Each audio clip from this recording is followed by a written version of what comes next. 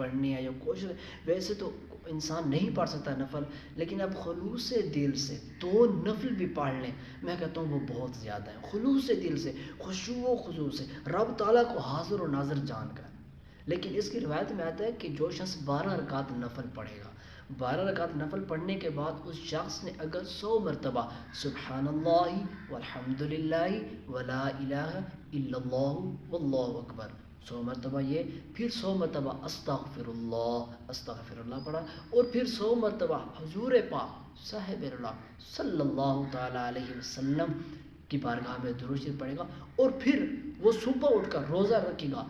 تو وہ جو دعا مانگے گا وہ قبول ہوگی، بشرطے کہ گناہ کی دعا نہ ہو، باقی اس کی جو دعا مانگے گا وہ قبول ہوگی۔ میرے نہایت ہی دوستوں، میرے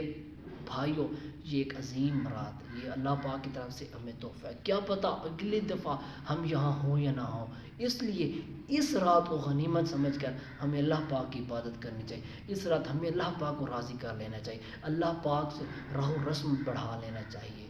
یہ عظیم رات ہے۔